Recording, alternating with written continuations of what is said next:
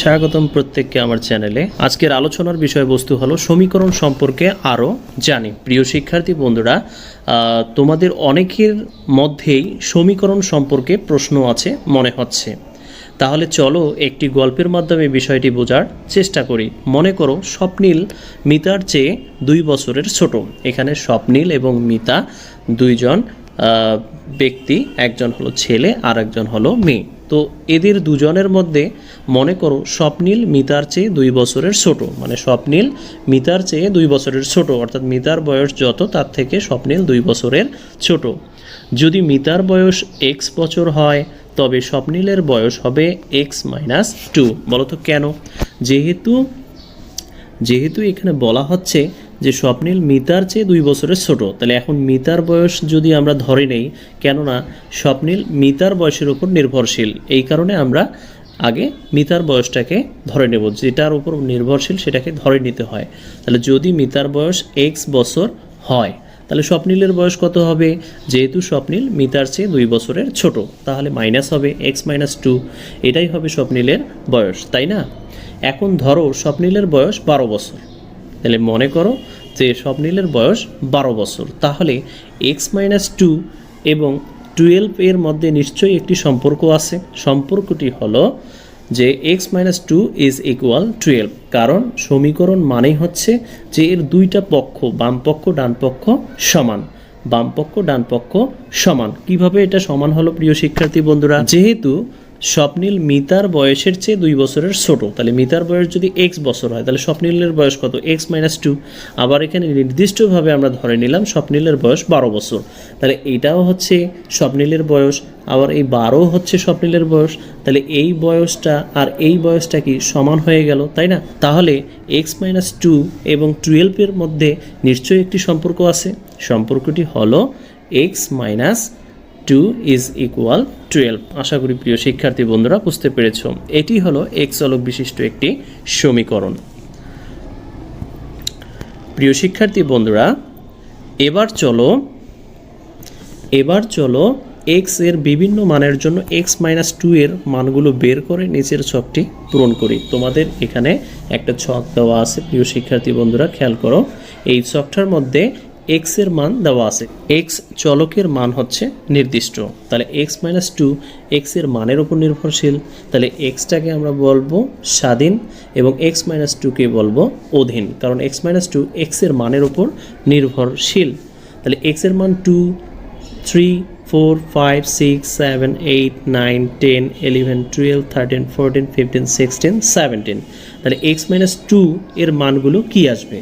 প্রিয় শিক্ষার্থী বন্ধুরা, তোমাদের একটা জিনিস বুঝতে হবে, সেটা হলো যে x এর মানগুলো x এর জায়গায় বসাতে হবে, তাহলে কিন্তু আমরা x-2 এর মান পাবো।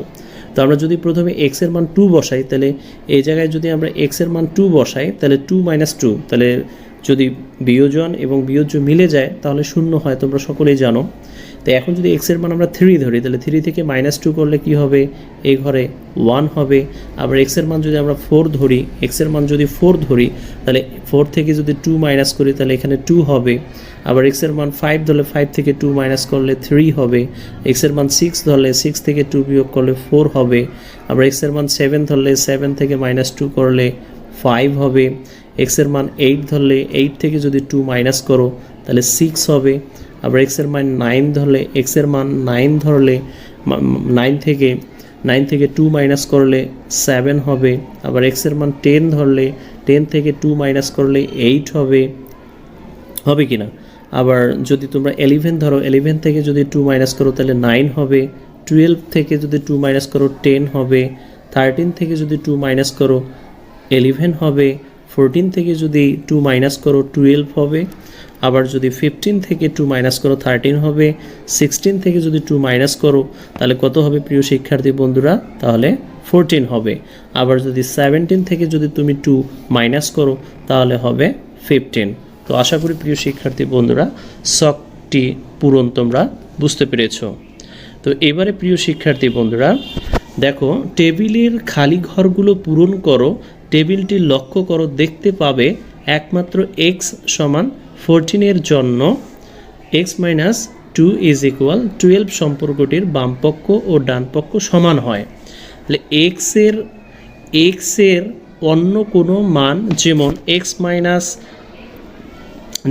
X is equal 12, x is equal 16 ইত্যাদির জন্য এক্স মাইনাস 2 ইজ ইকুয়াল 12 সম্পর্কটির বামপক্ষ ডানপক্ষ সমান হয় না। সবশেষ আমরা বলতে পারি সমীকরণ তাকেই বলবো যা চলকের নির্দিষ্ট মানের জন্য বামপক্ষ এবং ডানপক্ষ সমান হয়। অর্থাৎ যে এক্সের যে মানটার জন্য বামপক্ষ এবং ডানপক্ষ সমান হয় সেটাকেই আমরা কি বলবো? সমীকরণ বলবো। প্রিয় শিক্ষার্থী বন্ধুরা, এখানে কলাপাতা রঙে যে কালারটি দেখানো হয়েছে যে এই মানটির জন্যই কিন্তু সমীকরণটি কি হয়? সিদ্ধ হয়, মানে শুদ্ধি পরীক্ষায় সিদ্ধ হয়। তো বাকি মানগুলোর জন্য কিন্তু এই সমীকরণটা এক্স মাইনাস 2 ইজ ইকুয়াল 12 এই সমীকরণটা কিন্তু সিদ্ধ হয় না। এই জন্য আমরা এক্সের 14 মানের জন্য আমরা এটাকে সমীকরণ বলতে পারবো, বাকি মানগুলোর জন্য কিন্তু আমরা সমীকরণ বলতে পারবো না। আশা করি বুঝতে পেরেছ।